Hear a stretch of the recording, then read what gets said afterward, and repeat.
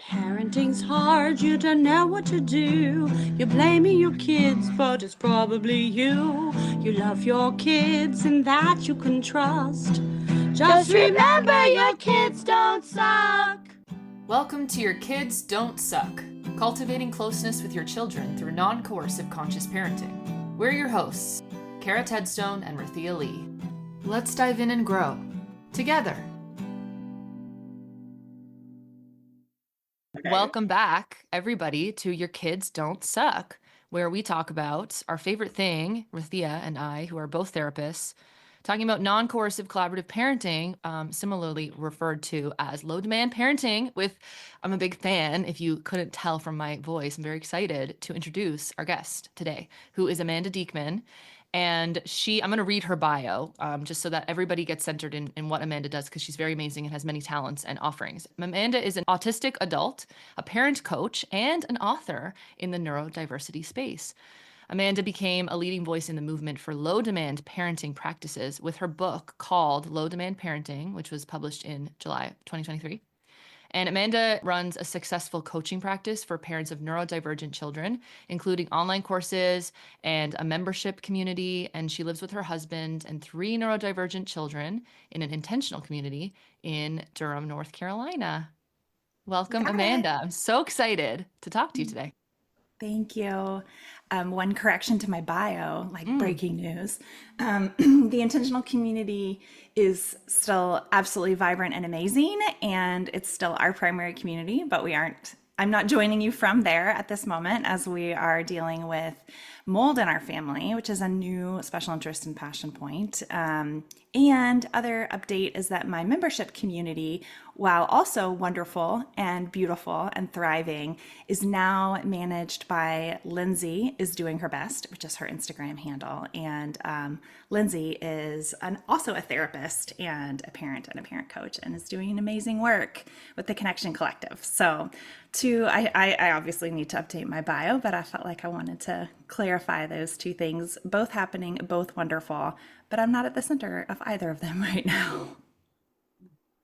And is the shift from you're doing some other things instead of the membership stuff? Yeah, essentially. So it connects with the other piece. Over the last year, my health has been my most vulnerable point. Sometimes I feel pretty decent, and a lot of times I feel terrible. So parents who are living with chronic illness, you know what I mean. And because every day is kind of a roulette and I don't know what I'm going to wake up with, I'm getting better at it as I actually have the right diagnosis and I'm taking the right meds and we're on the right healing path. It's getting a little more predictable, but for the last year, it has been highly unpredictable. So something like a membership community where I need to show up consistently day after day, week after week, month after month, it just became harder and harder. And I think that the people in the community deserve tender and consistent shepherding, and I couldn't do it. So I passed it off to somebody who was perfect for stepping into that role. And I'm shifting my work to things that are more seasonal and cyclical and asynchronous so that I can do what I have the day that I have it. And ultimately, and also this really relates to the topic of this podcast, but because my kids always are going to get my best and my business always comes second. So I need to want to feel completely aligned in showing up for them consistently day after day with what I have. And then when the margin gets non-existent, then I have to shift. So it's a pivot for me. It's a low demand practice, recognizing that it was a can't, not a won't, and I just couldn't follow through on my own commitments.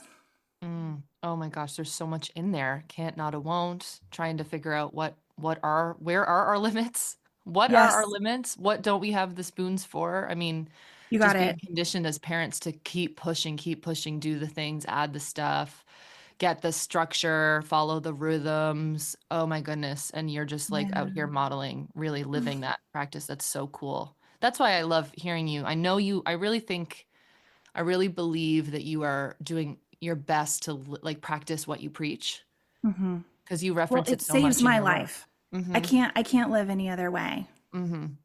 And so to me, it's not, these are not ideas that I developed in my head. This is what keeps me and my family alive and connected and thriving. And some people, I think low demand can be optional for them. It can be like icing on the cake. Like, this is how I want to be with my kids. This is the kind of relationship I want to have, and freely chosen. And I think that's absolutely gorgeous. And in a way, even more celebrated, that you've got multiple options. You could use control, you could use coercion, you could use power. Any of them would work. Your kid would be like, okay, my kids, my kids cannot survive that style of parenting. And they made that abundantly clear from an early stage.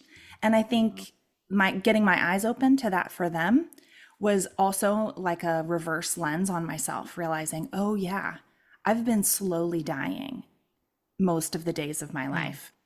And if I'm going to actually live, if I'm going to be like, this is my one life, then I have to step off of this paradigm that has been, I mean, I've been doing great. Like, I met all the markers, my new theme. I'm a very good girl. And yet, like, gosh, doesn't it matter that on the inside I hated it? I don't want that for myself anymore. And it's discovering that my kids had the power. And I mean, I think they were just kind of born with this power, and I didn't squelch it out of them. They were born with this power that was like, no, like a big solid no. And that no really woke me up to my own no that had been flipped into a compulsive yes. Like, yes, yes, yes, yes, yes. I have to do all the things. I have to do all the things. And it was really masking a big, big no on the inside, which was like, no, this isn't working for me. No, I don't want to live this way. No, I don't want to parent this way. No, I can't do all the things. No, I don't want to be slowly dying every day of my life. Like, no, I don't choose this. So, yes, I am living it, and I'm living it out of a passion and a desperation to like live. Will you tell us, for anyone who doesn't know, like, what does the low demand lifestyle mean? What is it? Yeah, I'd love to tell you.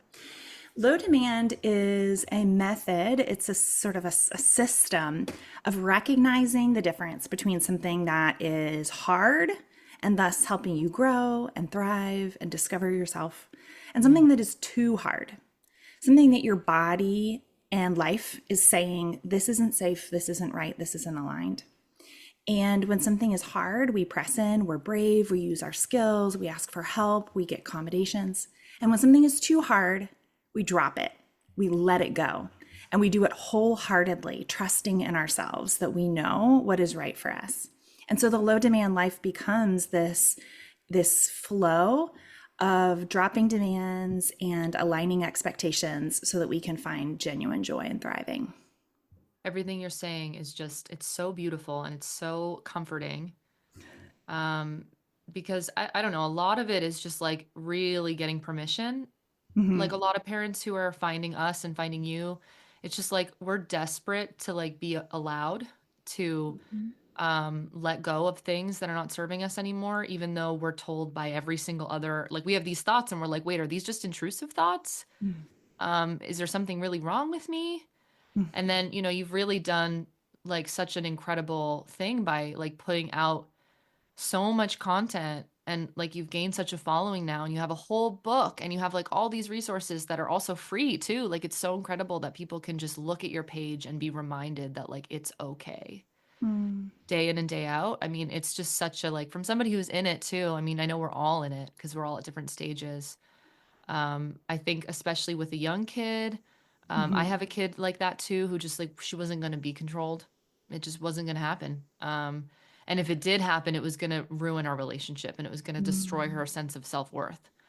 So I had no choice, I felt like. And I was lucky that I had some opening because of like my experience and professionally and working with kids and families for 15 years and reading Ross Green. But like to be able to go and listen to a podcast where like somebody on there is just saying all of those things constantly over and over and telling us, yeah, it's really actually healthy for you to let go of the things that are killing you inside and tearing you away actually from that closeness from yourself and from your kids. So it's like Yeah. every day out in this world, you know, you hear that, you really do hear the opposite. I'm a Yeah. little confused though. Are we talking about ourselves or talking about parenting? I'm a little confused. Maybe it's both. I don't. I'm It's not. both, I think, for me, for sure. Okay. Well, I'm not sure yet what you're saying. Let's figure it out together. Mm, I mean, maybe it depends on the person. Well, mm, I'm going to give you an example. This one just popped into my head. Let's say that your kid, you have a toddler or a young kid, or like me, a 10-year-old who has a very narrow diet. They eat only a few things, and you're just scared. Like, ugh, you can't thrive on McDonald's chicken nuggets and pretzels with Nutella and Chex Mix. Like, this does not constitute a diet, right? mm-hmm. And so you're like, okay, I need to get a vitamin in you. So you go redo your research, you find a gummy vitamin, and you're like, this is perfect. They love gummies. I'm going to get my kid to eat this gummy vitamin because that's what they need to round out their diet. And then your kid does not like the gummy vitamin. Maybe it tastes fine, but they don't like you delivering it to them to solve their diet because they can feel that there's a problem with them, and that's why they have to eat this gummy, right?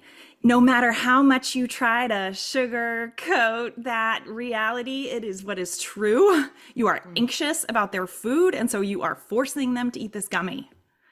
And day after day, you force them to eat this gummy, and they're like gagging on it, and you're having this whole weird conversation about like, you're not actually gagging, like it's fine, just eat it, you love gummies, right? And for a month you force this gummy. What's happening here? So you're trying to do the right thing. You're trying to do what good parents do, which is feed their kid healthy food, but they won't eat the healthy food. So then you're trying to do the second right thing, which is give them a vitamin. But also it's killing your relationship. This dynamic, this 15 seconds where they have to chew and swallow the gummy is systematically destroying your relationship, because after a month, they're eating even fewer foods than before. They're slamming the door in your face when you come in at the usual time that you're supposed to give the gummy. They're questioning everything about your intention and your motives. They're starting to say, I hate you. And you're like, how can doing the right thing be so bad? And I don't think we're given really any tools for thinking our way through that situation. By, if you go to your pediatrician, they're just going to give you more ideas or a better gummy, or tell you should just work on, if you go to a nutritionist, they're going to work on the diet. If you go to a speech therapist, they're going to say you need to be in feeding therapy. Everybody's got a do more solution. Who's going to look at this and say, stop with the gummy? Give it up. Yeah. Just stop. Yes. Give it up. And what if you poured unconditional love and acceptance over those McDonald's chicken nuggets and the Chex Mix and that pretzels and Nutella every day for 6 months? And you were just like, God, I love feeding you. It's such an honor to be a part of this ritual with you. And I mean, maybe that will lead to more gummies. I don't know. But like, what a beautiful investment in your relationship to do that. We just can't even dream of what would be possible if we reoriented our thinking. And that's where safety is crucial. The gummy is not keeping them safe. Their food isn't keeping them safe. Their relationship with you of trust and connection and of unconditional, absolute acceptance, that is what keeps them safe over the long haul. I mean, I would argue that if it's between brushing teeth and relational safety, that there are many more studies that show, despite the impact of, your mouth microbiome on brain health and blah, blah, blah, blah, blah, I still think the studies would unequivocally show that a relationship of trusting connection with the parent is much more valuable than brushing teeth. It's more valuable than anything else you could put on the table in front of me. And so then I'm like, well, then it's a no-brainer. If something is too hard for your kid, then pushing it is going to damage the relationship, damage their sense that they can trust themselves, that their internal knowledge is wise and will lead them. And it damages your own North Star as a parent to keep pushing it. So when something's too hard, we let it go, and we let it go wholeheartedly, knowing that that is absolutely the best parenting move in that moment and long term. I'm feeling so bad for parents right now. I'm having the most intense empathy attack for Mm, parents who are hearing you right now and thinking, I could never in my wildest dreams imagine letting go like that. I mean, I've been practicing it since my daughter's 5. She's now about almost 13. And I'm doing okay, but like it's still really, really, really, really hard. Even after what? I'm in my 8th year. It's still really hard. yeah, And then just there's parents who have like literally no reference point for to even let go of like their kid brushing their teeth. They can't even imagine not doing that. It's so terrifying. It's truly terrifying. it is. Oh, It's I'm like glad you're you. about a Empathy different. attack is a great word. I'm taking that with me. That's like, I know that feeling. Yeah, you just feel like kind of gutted. I feel so Just, sad because I know parents are trying so hard and they think trying hard means trying harder, which is so wrong. It's like the wrong direction, and that's all they know. And it's I'm that's me. I mean, me too. I relate. yeah. Well, I guess it makes me want to situate this systemically too. A book I found really helpful on this topic is Unlearning Shame by Devin Price. So I love all of Devin's work. He's an amazing autistic researcher and author. And Unlearning Shame has this central argument that, and it goes back, he talks about the advent of cars and sidewalks, that originally streets were for pedestrians. That's where people gathered. You talked to your neighbor in the street. You exchanged goods in the street. Kids played in the street. That's what streets were built for. And then with the advent of cars, the car industry wanted to claim streets. They were like, no, streets are for cars. And cars began killing people as cars hit people who were gathering in streets. And so the car industry lobbied to change this fundamental understanding of responsibility from the system, from the power broker, from the person, the car manufacturer, essentially. It would be obvious to say, well, the cars are responsible for hitting the people in the streets. I know this is a big metaphor, but I promise it comes back to parenting. But what they did was they switched it around and made it the individual person's responsibility to look out for a car. And so they invented jaywalking. Jaywalking is where you cross the street at the wrong place. It's your fault. You are supposed to be on the sidewalk. Well, sidewalks didn't exist. You were supposed to be in the grass on the side of the road and crossing only at designated spots because streets are for cars. They're trying to rewrite this whole narrative. And then people began, and the way that they enforced it was by giving out tickets for jaywalking. And that is the way that collective responsibility gets narrowed and focused down to the individual. And so then the transgressor, the person who is using a street the way it was always meant to be used, which is for communal use, that person is punished. And if you break the rule, you pay money. And if you break the rule and you die, it's your fault. Yeah. You shouldn't have been there in the first place, right? Yeah. And that move has now been applied to everything. It's an individual smoker's fault for smoking. And so it's a shameful death to die by emphysema because you did it to yourself. And it's true in the playbook plays out over and over and over and over again. So parents who have been taught from the time they were children by their own parents all the way up through parenting books and pediatricians and therapists have taught them over and over and over again this basic axiom that kids feel safe when adults use their boundaries. How many times have we heard this? Kids feel safe in adult boundaries. And the basic assumption there is that kids feel safe when adults use power on them. Yeah, and they say children are screaming for boundaries. Is a big Yes. Children are aching. They're asking you to make the boundary. They've twisted the whole thing up. Yeah. And has anyone asked a child? Like my kids they've probably like you, Thea, like we've been doing this now for a while. And so, and I'll freely admit, I'm radical with this idea. I'm like top to bottom, side to side, all the way through, like extreme. You don't have to do it extreme. It's just a tool. It's a tool in your toolbox. You can use it as it serves you. It happens to serve us to use it all the time.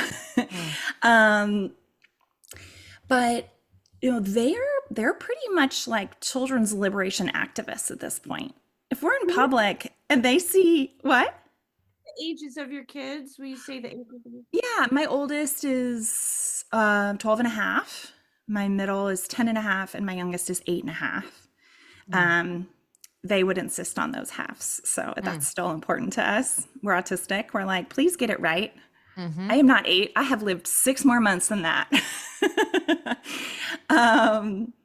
So yeah, no, yeah, we'll be in public and they'll hear an adult say, we're walking on a path at the zoo and a kid wants to play on the rocks on the side. And the adult's like, stop doing that. Come over and walk on the path. My kid will loudly ask the adult, what's wrong with playing on the rocks? It's amazing. And, and the adult, they don't know. They don't know. They're just enforcing a rule. Wow. And then if the kid doesn't do it, then it becomes about the power. Well, if I don't follow through, if I told them not to play on the rocks, I told them to come on the path and they don't come, then the way that we've been taught, right? And I want to say this is the system at fault. It's not that individual parent. They're just playing this out. The story they've been handed. They're playing the next card that they've been told to play. And so then it becomes, you're not listening to me. You don't respect me.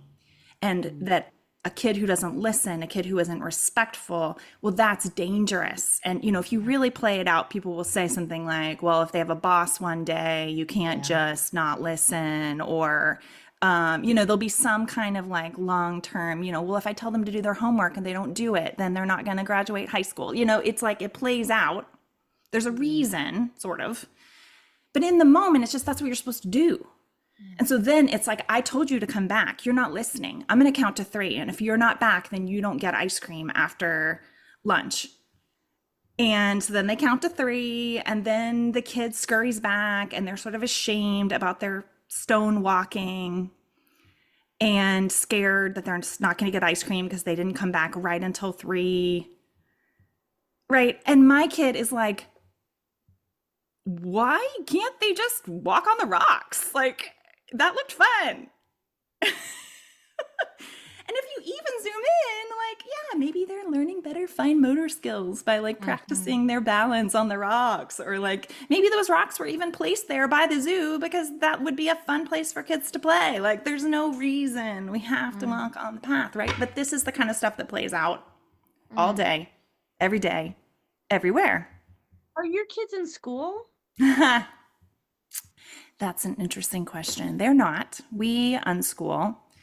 And there are some institutions that embody this kind of practice, this radical egalitarian move between adults and children, but it's not typically mainstream public school. So it is difficult to raise little activists and then teach them, hey, there are situations where you can't use this.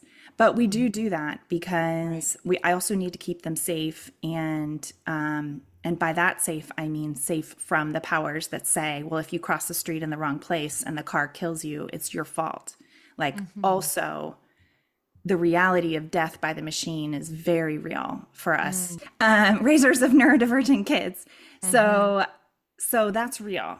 And we do talk about that. And it, I've had this conversation with many Black parents who are raising their kids with this model that they have to teach them, like, yes, at home, we never, you can stim as much as you want to. You can flap your hands, you can look away. At home, we want you to question us and to ask us why. At home, we want you to advocate for your needs. But there are situations where if you do that, you could get seriously hurt. And so we're going to practice, but they don't bring it into their dynamic. They acknowledge, like, with me, you are safe and can do what your body tells you to do. And I'm going to teach you this very unnatural, very unhelpful skill set because it'll keep you alive. And that's also really important, especially for us white parents who don't have to do that. You know, I do with one of my kids because his fight and rage response is so very real that we've gotten into some dangerous situations, and people are so quick to call cops on children who step outside the mold or express themselves in these ways, who were born, like Ross Greene calls them, the unlucky ones. They were just born with a nervous system wired in a certain way that our society has decided is bad and dangerous, and that can only be met with force. But there is I'm glad you brought up that point about, like, basically you're saying, well, then how do your kids intersect with systems of power? It's difficult. Well, I unschooled my daughter her whole life. And now she's in school for the first time. She wanted to go to 7th grade public school. And there's so much going on. That's, topic for another day, I guess. But, like, to watch her interface with the system is one of the most painful things I've ever experienced. But she wants to do it. So we're doing it. Yeah, which is such a classic and beautiful unschooling move, which is like, I trust you, so we'll figure this out, even though no part of me really wants you to go into this system. You want this. So I'm with you, and I'll make it as safe as I can. I mean, I remember that. I went to a pretty wide open elementary school that really fostered a lot of these parts of me. And then I remember hitting middle school and feeling like it was my first real taste of the power and control system. And I hated it. And, I have the opposite nervous system response. I went into freeze. So nobody cared because a little girl in freeze is perfect. Perfect. Yeah, couldn't be better. Love her. Best student in class. Yeah. But I remember thinking, I feel like I'm dying. It would have been different if I had a parent who was, really in it with me. And my parents are, like all parents, have strengths and weaknesses, and navigating my wild boundary denying, like, self has always been scary for them. I think they much prefer the good girl. So that's tricky to navigate. Yeah. And of course, society doesn't really like a fully self-actuated woman. It much prefers us shut down and submissive.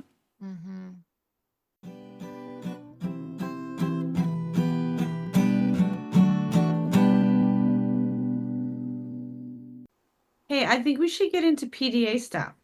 Let's. Yeah. We haven't talked about that on this podcast yet. Well, we've already had a great introduction because I'm PDA and my whole demeanor is very PDA. So, you've already had a little crash course, but I can narrate what you're, like, seeing and hearing. Well, I mean, some of the, like, one of the biggest questions I think about PDAs, I mean, it's everywhere. Like, people are hearing about it more and more. Teachers, like professionals who are interfacing with kids and families, and a lot of people don't really know what it is. There's some misconceptions that we kind of want to talk about. So we'd love to have you just describe it, and then maybe talk about what it is versus, like, what it isn't. Sure. Diagnosis, that it's not an official diagnosis, right? Yeah, that's actually where I was going to start. Is I think we have, like, a couple different working theories about PDA, and we don't as a collective have a shared definition that works well. We have, and this is, I just want to back up and say this is the way it's always been with neurodivergence. We thought we knew what autism was when I was a little girl, and I never would have fit that criteria. A lot of things were clumped together and assumed to be all part of autism that have now been pulled out, and people realize, oh, that's actually its own thing. So, like, nonverbal speech disorder or apraxia of speech or different motor planning, sensory issue, like all of that is its own thing, Yeah. and thus can stretch over a wider percentage of the population. But there is a very important thing about naming the intersection and the cluster and the lived reality for people that have all of those things that we are still struggling to narrate. Like there's this tension within the autistic community between lower support needs and higher support needs, and parents of kids with higher support needs feel like all the activists are low support needs, and there's tensions here. And the same is true with PDA. So I'll offer you my current working definition, but you know what, this is a moment in time. Like we're recording this at the beginning of 2025 with not nearly enough research. And my deep hope is that we're all very wrong, because that would tell us that we've gotten a lot more curious and a lot more focused on figuring out what is true. And we can clear away the things we thought we knew that we didn't actually know. But I'm basing this on my own lived experience and my experience raising a PDA, two PDAers, and also being in a lot of shared community with PDAers. So most people will say that PDA is a subtype of autism because that was kind of part of the original hypothesis that came out of some work in the early 2000s in England. I think it's becoming a little bit more mainstream to recognize that PDA may be its own neurodivergence and not necessarily always fully coterminous with autism. There have been some studies that show that it actually shares more characteristics with ADHD, but I think ultimately it's not a subtype of anything. I think it's its own thing. And that the experience of being, and this is true for ADHDers, people who are ADHD and autistic, it's really difficult for them to pull apart what's what, because they're like, I don't know, I just have this one brain that has these two diagnoses, these two different lenses, these two ways of being. So autistic PDAers have a hard time figuring out, well, what part is my autism? What part is my PDA? PDA is a nervous system disability. So it is, you're born with it. It's not a trauma response. PDA babies will react in different ways than non-PDA babies. So this is not like something that develops over time. There are markers from the earliest days that this nervous system is wired differently. So Amanda, I like to, can I just, Yeah. sorry, before you go on, just jump in with a quick question about Of like course. highly sensitive, the kids who have that profile, and that's kind of like what, a lot of folks are recognizing as an umbrella term. Would you say that may be something that could help parents to sort of focus their attention, like if they're experiencing, like, for example, a highly sensitive infant or toddler? Like, is that something that they might want to be mindful of, that it Yeah. could maybe be related to a nervous system disability? I like that way of framing it. Yeah, I think that there's this tendency right now to give a lot of kind of fluffy diagnoses. I think if you're recognizing high sensitivity, or I'm thinking of some of the really big names in parenting, like Dr. Becky, who names her community DFK. I can't quite remember what that Deeply stands feeling for. kids. Deeply Yeah, feeling deeply feeling kids. Yeah. kids. So these are terms that people have made up, which is fine because so is everything. But what it can do is it can feel like, oh, I've got my answer. It can be an end of the road. Like, oh, well, like my kid is highly sensitive. And I think it should be sparking our curiosity about what more is there. Right. Because diagnoses often lead to deeper insight, and it can open up really important doors for support and community.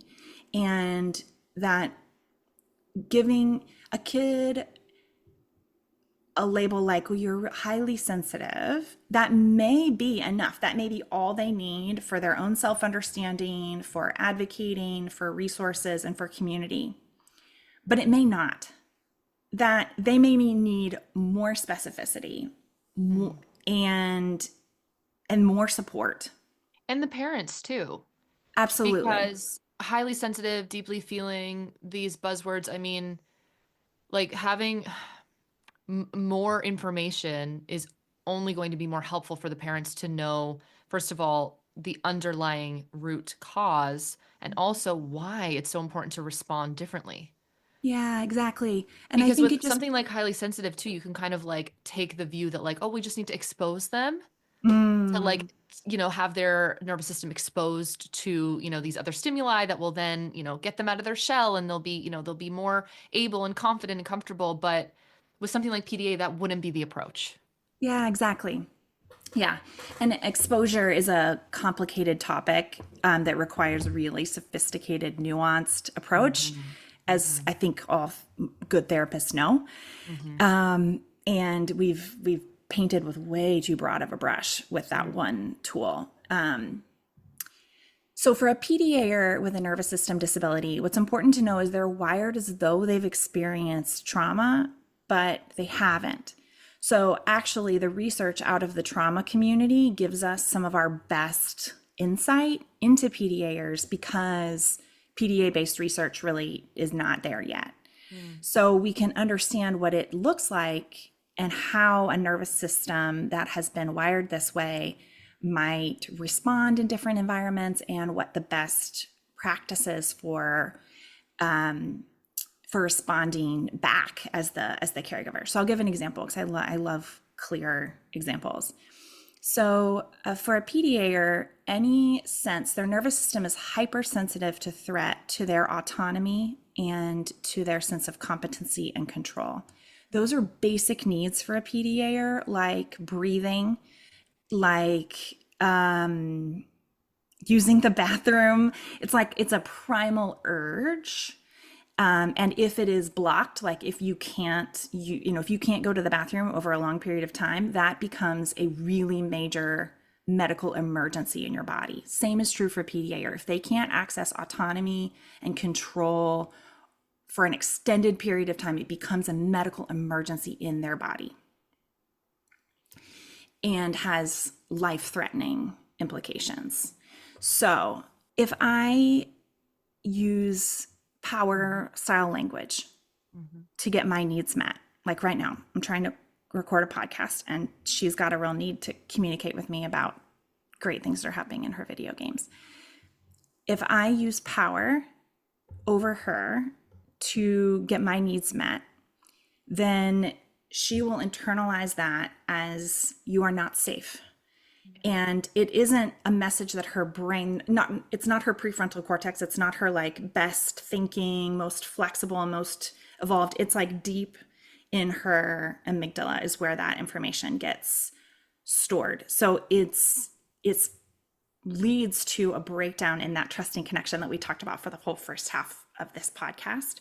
But it happens, it like bypasses her thinking brain, and it happens automatically. So I think that's an important piece, that this is a pathological, people really don't like the term pathological because they misunderstand the role that that word plays in the diagnostic, and what it's saying is that this is not an intentional, willful decision making. Mm-hmm. This is happening because of the way that their body and brain intuit and interpret safety cues. Mm-hmm.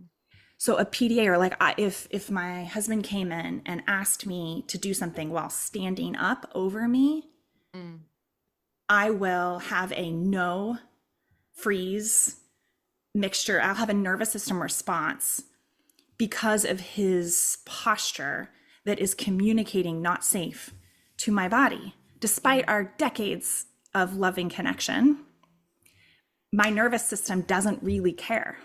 My nervous system is, you are standing over me like a predator, and so you are not safe. And so I will either freeze or attack back. And I've learned strategies, but this is the difference. Like, I'm 41. I've been living with this my whole life. It's not going anywhere. This is a neurobiology. I was born this way. I will die this way.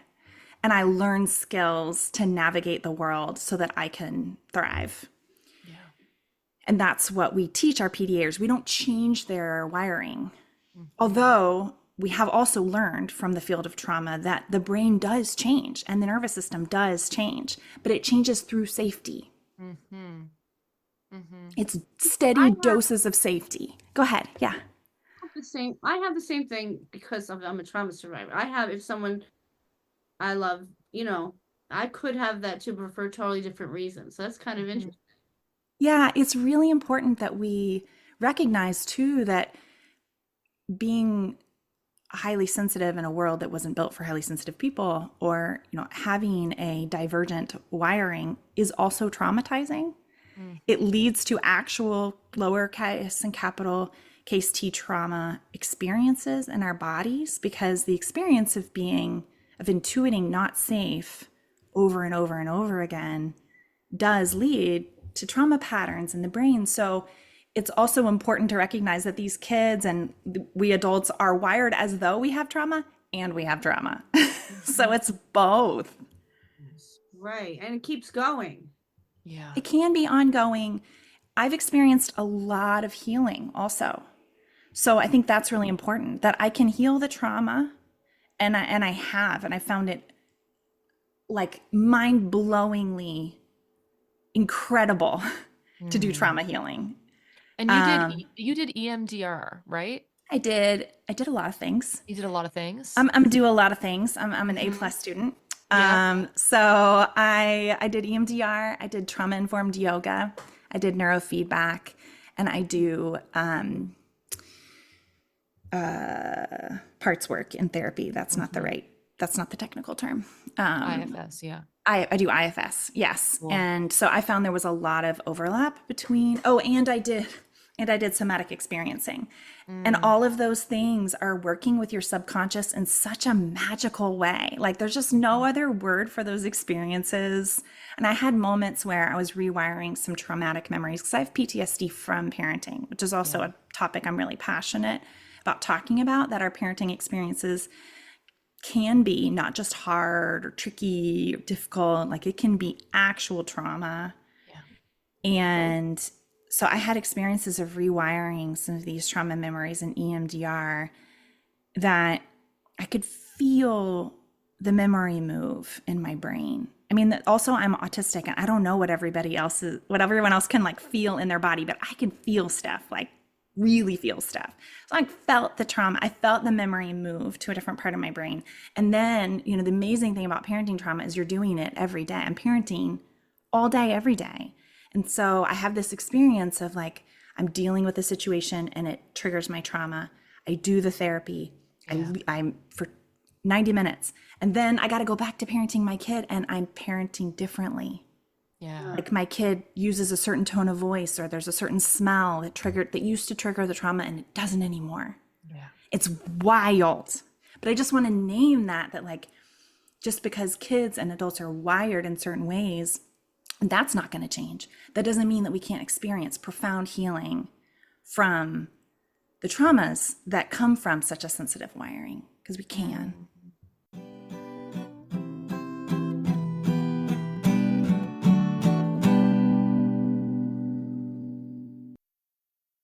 I bet when you listen to this podcast, you're thinking, oh my gosh, I wish I could call Rathia Lee. Because that's why I reached out to her in the first place. I was a fan of Rathia's. I watched her TikToks. I wrote her, I said, look, we are going to need to collaborate because I love you and I'm in love with you. And I bet if you're listening to this, you're like, I want Rathia's guidance. I want to directly talk to Rathia too. Well, you can, and you should, because Rathia actually offers 30-minute support sessions with people who need input on stuck places in their parenting. And I can tell you as her friend, I use her all the time via voice notes.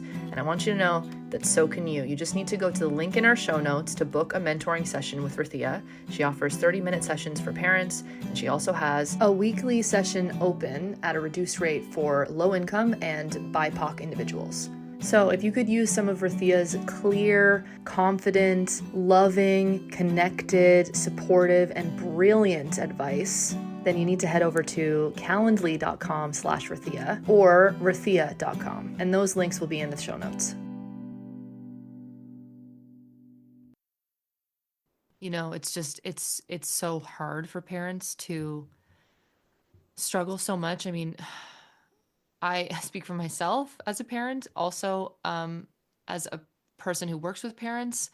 And there are so many times when you're dealing with kids who you find yourself going into a place that you just hate, and you have so much shame about the way that you responded because you know you were triggered. I mean, we're lucky in a way that we have the language that it's pretty easy for us to understand. Once you break it down to a parent or you do some research yourself, you're like, okay, so I get it. My kid triggers me. It's not always about my kid. I'm, maybe in a part, or there's some trauma. But the fact is that it's so freaking hard to be continuously into it and triggered and feeling like you suck because you can't get out of the pattern. And it's Exactly. just so amazing to hear you talk about how, you really found that some of the healing work that you did totally shifted your ability to show up in a connected way for your kids when you were back in that same place, that same situation. I'm so passionate about talking about it. And actually, this is what my second book is about, Oh, because wow. in all the therapists that I worked with, I don't think people have a real understanding of what parenting trauma would mean, because we only Mm-hmm. have understandings of trauma that are get out of it Mm-hmm. and then heal. Yeah. But Leave. no part of me wants to separate from this child. That's actually the problem. That's the Mhm. evidence of the trauma, that there's this fundamental separation between you and me. And I want Right. that to heal. I actually want to get closer to him. And people were like, you're going to have to leave, or he's going to have to leave. Like, they just had no understanding of what it might look like to heal in place and to heal in connection. But it totally works and is very, very possible. And I think that, it takes a lot of resources, and I had a lot of resources to do it. But that's another place that I love to bring. I just always want to be thinking in systems when we're talking about parents, because there's millions of us. And we don't have to settle for the crumbs that we've gotten from our institutions. Like, we deserve rich cake. And so rather than getting sent into PCIT or Mhm. being told to, do the gradated punishment system or something, like, why aren't we being given EMDR? Yeah. That's what we need. It's hard. I feel sad right now because I just feel everything's so broken. It makes me so sad. Yeah. Can I end us on an agency note? Yeah, I don't want to push away from the sad, because I think that the answer is actually going all the way through. I think that allowing our hearts to break is freedom. And there's a pattern to avoid the sad. We go into hopelessness. Yeah. Oh, it's all too much. Yeah. Nothing It'll never matters. change. No, it'll never change. Yeah. It's too There's nothing we can big. do. Uh-huh. It's a secondary layer on top of the sad that's Yeah. like, it's actually a distancing from the sad, because it's taking us into our brain and it's telling Mm-hmm. us, like, don't even feel it, because there's no point. Nothing's ever going to change, right? Mm-hmm. But I think that on the other side of actually feeling the sad, like if we go all the way through that tunnel, I think where that takes us is maybe we've been lied to. Mm. And what would happen if we started telling the truth? And what I've experienced is that even one small transgression against the story, like you started with, like, but parents are like, I couldn't possibly have my kid not brush their teeth, So pick something that's so small that it feels even silly that you would care about it as much as you do, but it just feels like it's a test case. Like, I think the walking on the side of the path is perfect. Like, there's nothing actually wrong with walking on those rocks. Mm. But that doesn't happen every day. You're not at the zoo every day. So pick something that happens in your household every day, where you're like holding this boundary, that if you go all the way through that tunnel and you're like, well, if we've been lied to, and like this whole system of power is killing us all and like destroying our relationships and leading to trauma, and wow, like, before you get to then, well, it doesn't even matter. Allow your, this is a challenge for myself. I'll bring this to myself. I want to allow myself to experience it as freedom. So like if that's true, then I can do anything. So then if your kid wants to, let's say that you have family dinners and that's like your thing, but your kid has a really hard time like literally sitting at the table for the meal, and they walk laps around the table and like eat a little bit and then walk a couple more laps and eat a little bit. And you're always telling them to sit in the chair, like just sit and eat your food, right? They're eating their food and they're at the table and they're communicating and like all the things that really matter are happening. It just bothers you that they're not doing it right. Then maybe the end of that tunnel is like, maybe there is no doing it right. Maybe no one's watching. Maybe it doesn't matter and they can walk laps and eat and I can be fine with it. Yeah. I can even think it's like kind of adorable and hilarious and be like a little proud of it. Like, what a cool kid. And just try it one night. Like, just try to look at them walking laps and not think, oh my gosh, they're messing this up. We're all supposed to be sitting here and I can't get them to just sit down. And what do I got to do to get my kid to sit down? Like, what if you can just rewire that one part with the thought of like, what if this is absolutely perfect? And like watch them walk the laps and just think like, perfect, love this. What a great way to eat dinner together. And it's so tiny, it's not going to ruin anything if they walk laps, right? Or maybe maybe that's feeling even too triggering for your nervous system. You're like, no, they can't walk laps because then they'll walk laps at my mother's house and she'll yell and like whatever. Get smaller, get smaller, get smaller, get smaller until the only thing standing between you and letting this thing go is your own sense of like, but I have to. Yeah. I just have to do it because like that's what I have to do because it's what good parents do. And then allow yourself to look at that and be like, that's actually kind of cute and adorable that I'm like so stuck on that idea. And what if I could just let that go in this one tiny moment and actually enjoy what's happening instead of hating it?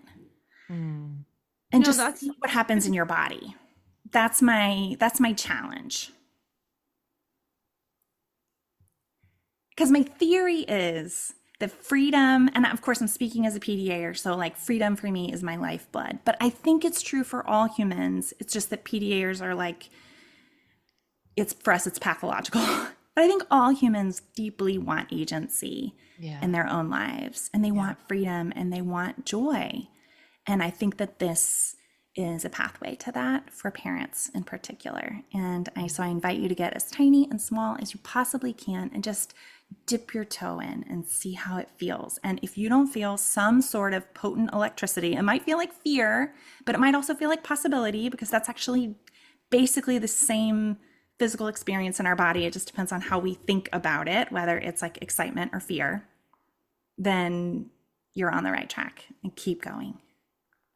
Yeah, I talk a lot about changing the story, finding a story where this is really good, like what's happening is good, like to shift the frame. You know, I did that with my daughter with cursing because she picked up on cursing very early at like 2, or like when she first started talking, she started saying fuck a lot, which was very upsetting to everyone else. And I decided it was a really good thing. And we really got into it. We got really into cursing. We got all the pots and pans out and we would go, fuck, fuck, fuck. We like do these songs and da, da, da. And the idea everybody has is now your kid's going to go everywhere and curse at everyone. And that really didn't happen. She didn't go out into the world and curse at everyone. It's so like, you know, and she's so good at cursing now. So now she's almost 13. She puts curses in the perfect places and she has complete control over how she uses it. She almost uses cursing like a writer now.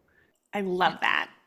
Yeah, I love that. To the story too. The story I turned it to is this is empowering. That was the story. Is this cursing is deeply empowering to my girl child. That story turned out to be true.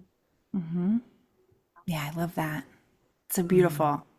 And I think it's absolutely true that it deeply impacts the parent. And sometimes it also does that beautiful thing for your child where they also become really skilled. It doesn't always work that way, but it's so great when it does. And just want to acknowledge that like some kids will continue to rage curse their whole lives, and that's okay. At least they don't hate that part of themselves. Yeah. And, you know, something I've learned as an adult in therapy is that loving all the parts of myself is the key towards showing up in the world as my best self, that nothing bad happens when I pull that part of me that I had cast away. Like, oh, I hate that I curse, like hate that I yell at the people I love, I hate that like hating it doesn't make it go away.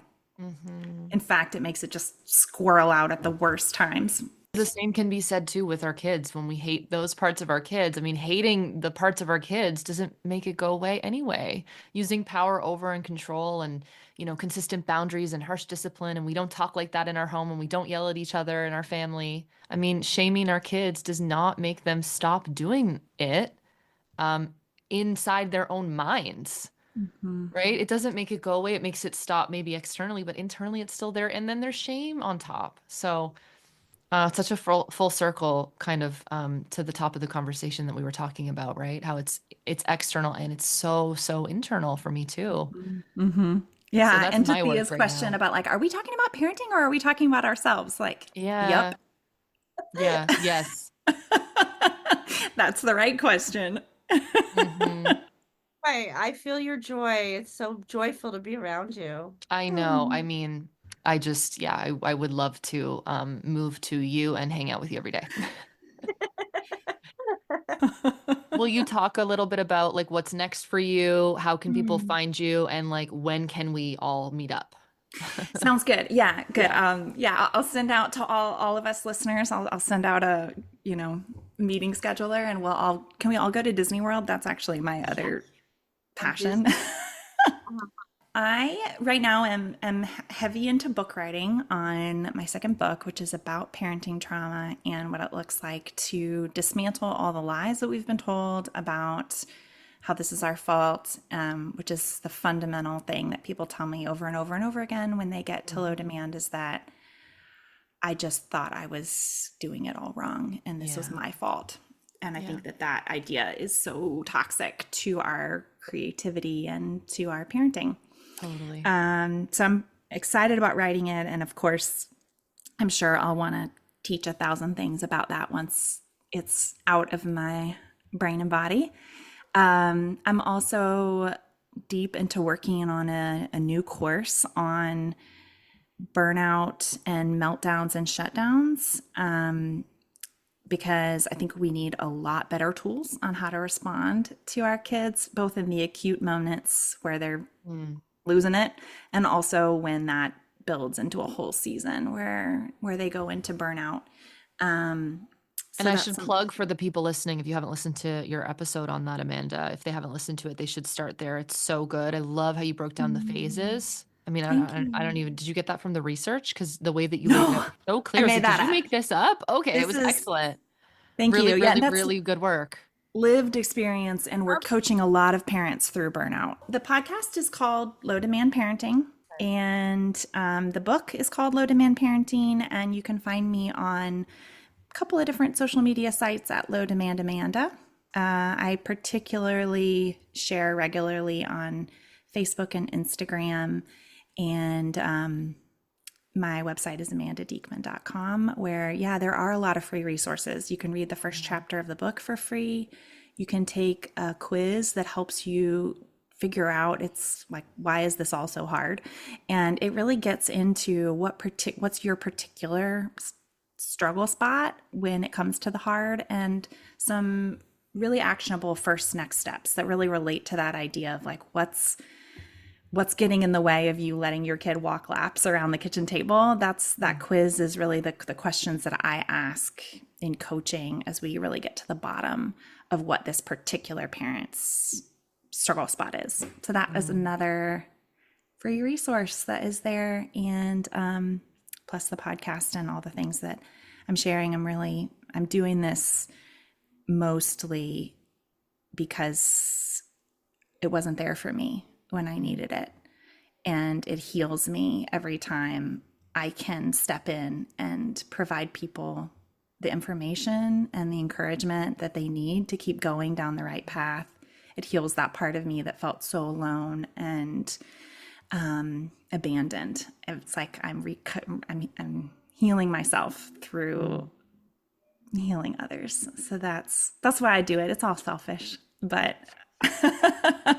I think that's where our best healing work comes from. Thank you It's so much. amazing. Thank you. This was great. I was just thinking that like there's still so much to say. And I don't know if you would ever consider coming on again, but maybe we could do a part 2 in the future and have some even more questions, because I'd love to hear really specifically about your new book, some of the stuff that you're writing about and you're thinking about, and also the community that you usually are in. I listened to your summit. Gosh, I can't remember what it was called, but you had interviewed a couple disabled folks, and just talking, your conversations, like sharing, your struggles, their struggles, talking about how you work around the systems together and the fact that you live in community by choice. Like that's a whole other, I just think that's so cool. Thank you. Yeah, I mean, it gets back into my whole systems brain as I'm always thinking, like, how do we change this whole game so that it's Yeah. not so hard to do the right thing? I came Yeah. out of a community development background, and that's the whole thinking is how do we make it easier to do the right thing? And it's usually by tapping into self-interest, because that's one of our most powerful motivators. And so, yeah, we created a community because we were like, this is too hard to do on our own. Let's do it together.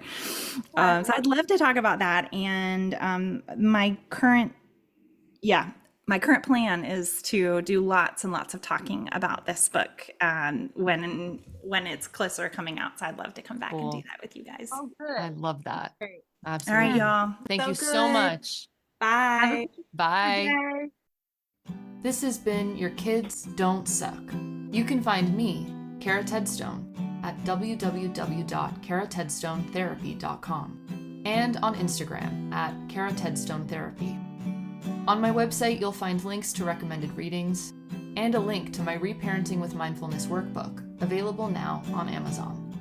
You can find me, Rathia Lee, at www.rathia.com. That's RYTHEA.com. There you'll find published books, articles, and music and parenting videos. Also, I'm on TikTok at Rathia Lee, on Instagram at Rathia Lee. You can book parent mentoring sessions with me through my website. And also I have an Advice from a Loving Bitch YouTube show that helps people heal self-hatred, and that's rathia.com/advice. It is important and essential to put our voices, Rathia and Kara, in a context. We are two white, cisgendered, straight, middle-class women living with financial and societal privilege. Because of this, our perspectives are limited and do not reflect the realities of all of our listeners.